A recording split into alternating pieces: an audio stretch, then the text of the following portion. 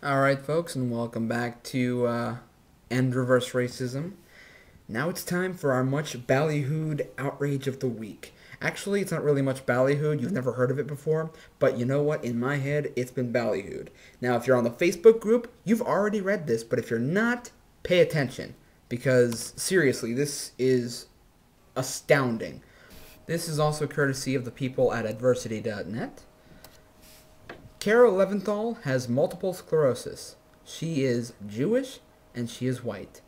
She was assigned to work in an all-black unit within the INS, where she suffered constant ridicule for her race, disdain for her choosing the Jewish faith, and blatant discrimination against her medical condition. Her INS supervisor repeatedly assigned Caryl to lift and move file boxes weighing up to 50 pounds. Clearly, with cruel disregard for her medical condition.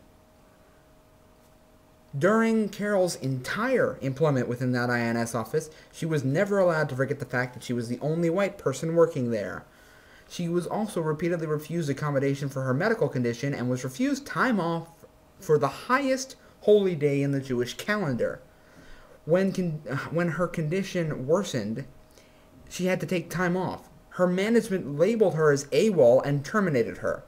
In fact, INS was devious enough to get another MS sufferer to sign the dismissal order, and the INS hid information on Carol's medical condition to this person.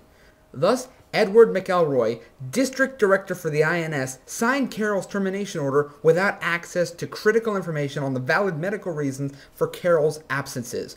At trial, Mr. McElroy testified that he had never met Caryl Leventhal, that he was not informed that she had multiple sclerosis, and that he based his firing decision entirely on her supervisor's report that Caryl repeatedly failed to show up for work.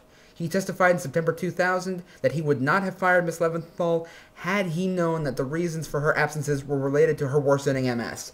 Caryl and her husband are dedicated to getting justice from the INS for the racial and other discrimination she suffered.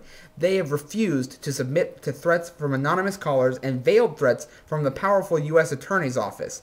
The Leventhals are adamant in seeking justice and thereby helping the victims of reverse discrimination. So far, the Leventhals have flatly refused to accept any settlement offer from the government, which would include sealing, making secret, the terms of Carol's settlement from the American people. They believe U.S. citizens deserve to know the extent of reverse discrimination in the workplace. That's not even subtle. That's not even a, we're trying to better our race. This is a, you're white, you're Jewish, and you're suffering from a disease. You're obviously not as good as us. This is plain bullying. This clearly wins outrage of the week. And seriously, I mean, send your love to the Leventhals, and I'm trying to find the information about them. Maybe it'll be in the sidebar, maybe it won't. But seriously,